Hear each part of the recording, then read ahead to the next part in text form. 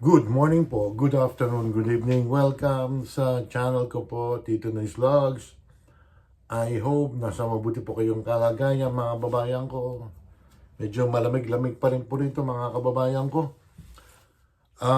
Ang pag-uusapan natin is about kay Catalina Cabral mga kababayan ko. Yusek po siya ng Department of Public Works and Highway mga kababayan ko. Siya ay natagpuan unalive sa Benguet po mga kababayan ko. 54 years old lang po siya mga kababayan ko. Sangkot po siya sa flood control project. Siya po yung pinaka main, kumbaga sa siya po yung mga nagtatago ng mga records po, mga records ng mga proponents ng mga project ng DPWH po, particular ng flood control po. Ayun, natagpuan po siya sa may Benguet. Bakit po siya pumanaw? Ang tanong ng taong bayan is, pinatahimik ba siya? Natural death ba? Death ang naging sanhi ng kanyang kamatayan mga babayan ko. O ito yung balita.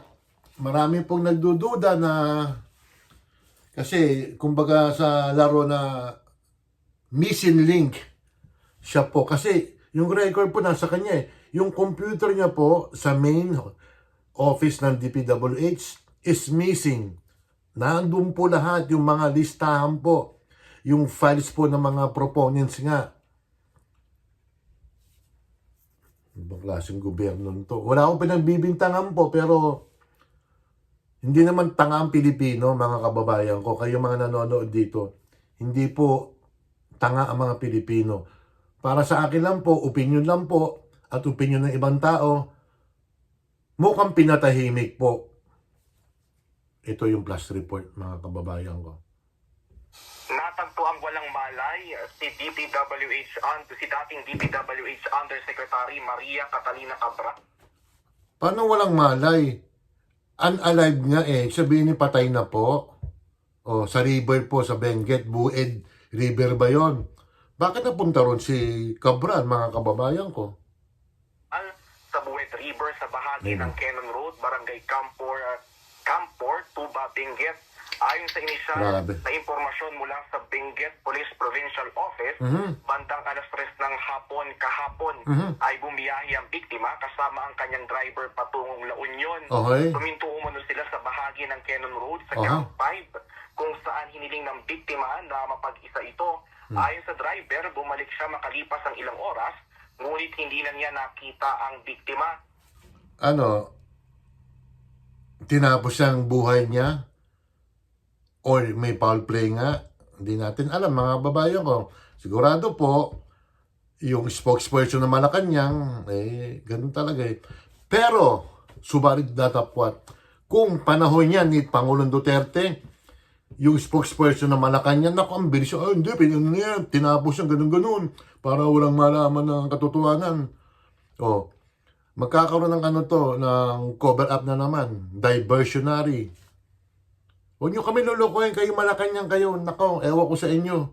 Ba't may mga naniniwala pa sa inyo? Naghanap siya sa lugar at maging sa isang hotel sa Baguio City. Okay. Ngunit bigo pa rin ang driver na matagpuan si Cabral.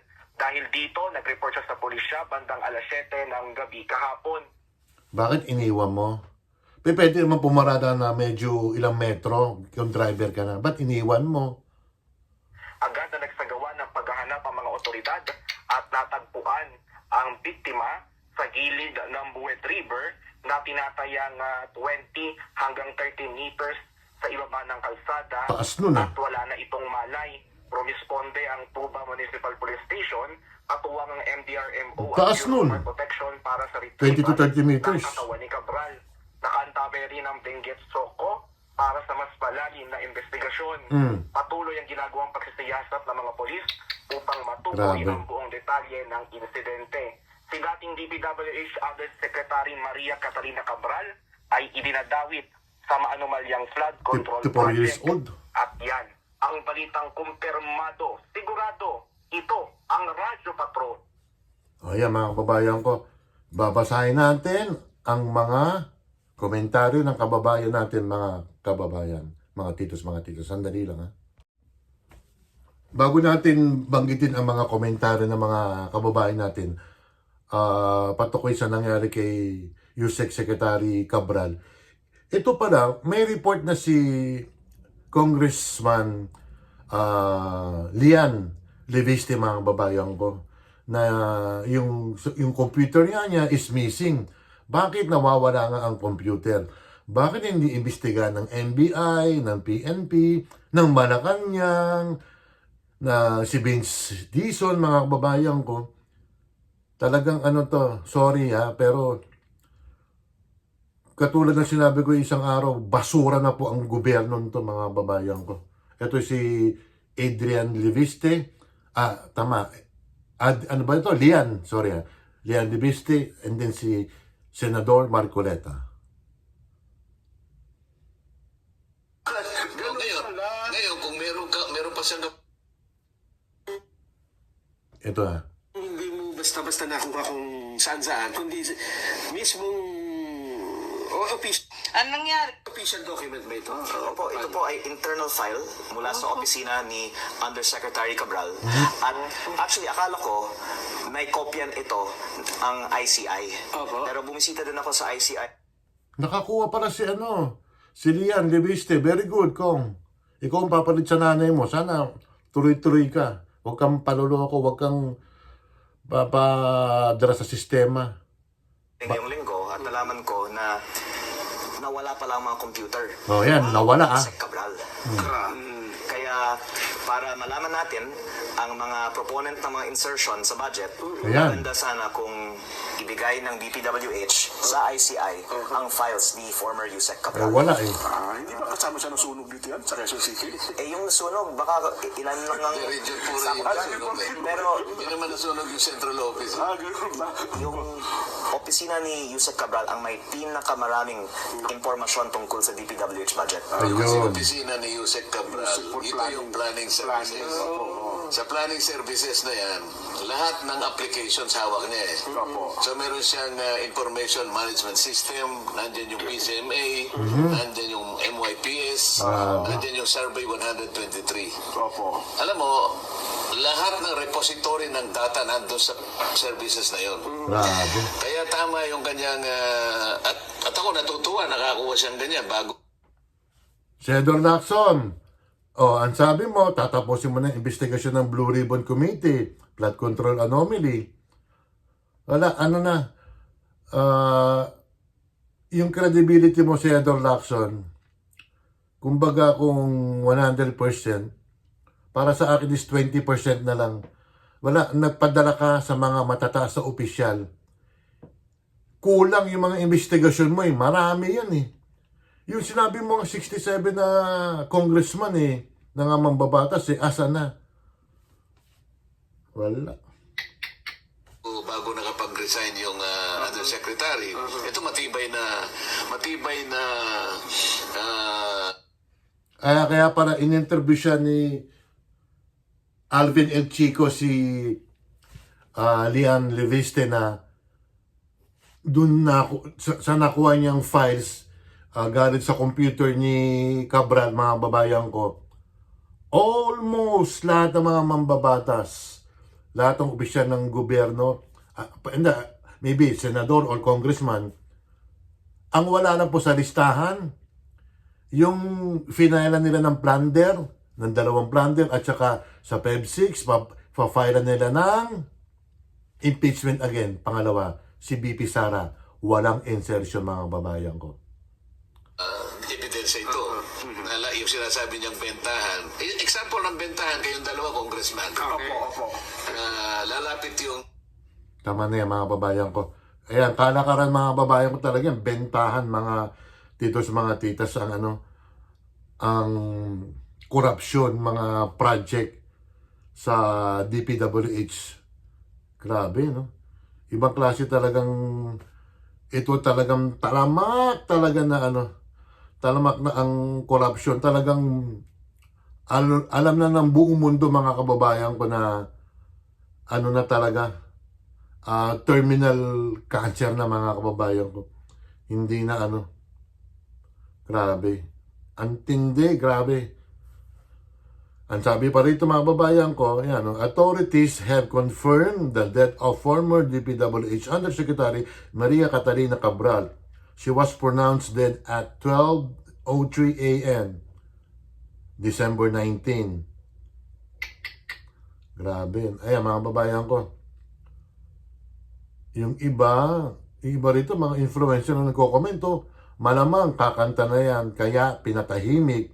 Hindi natin alam baka natural death or nagpatiwakal, mga babayan ko. Yan. Tapos malaking sindikato ito. What causes her death? If it's an accident, there must be foul play. Yun. Sana nakapaganda siya, meron siyang copy na naitago at naibahagi sa pamilya niya. Si Congressman Leviste meron ng kopya. Di ba? Yung balita naman ng isang radio station, walang malay, nako.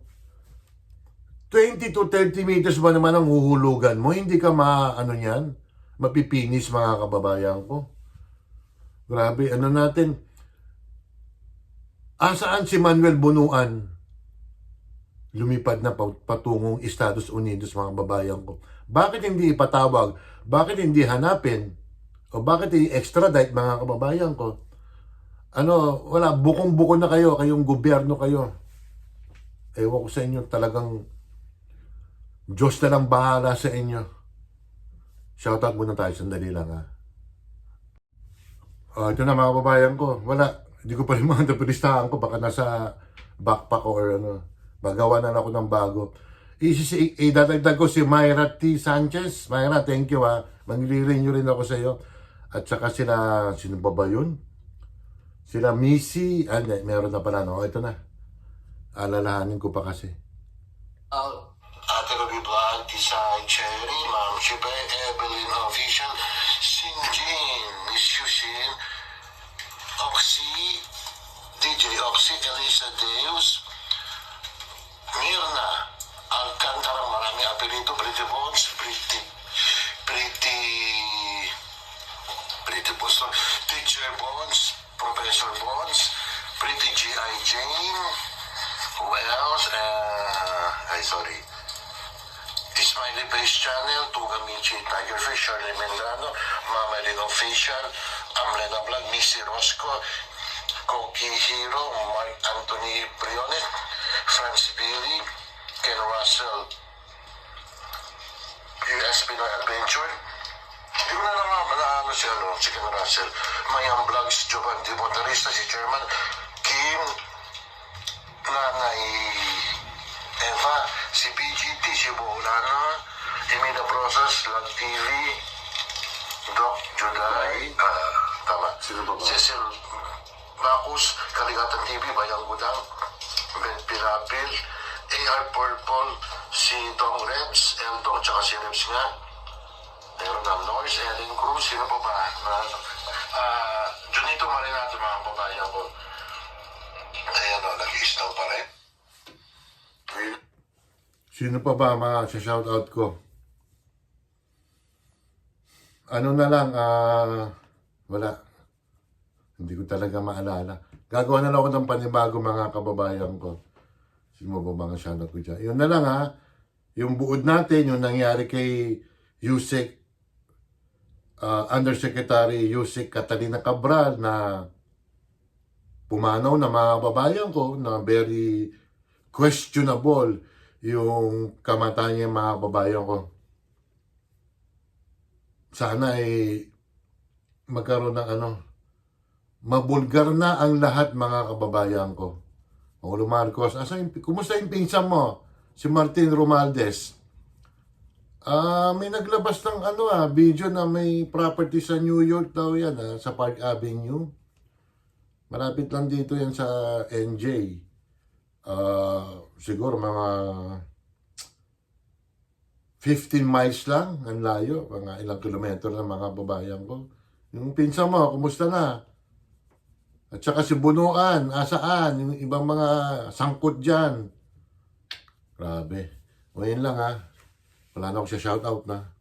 Merry Christmas again sa inyo and Happy New Year. Ingat po kayo. Bye.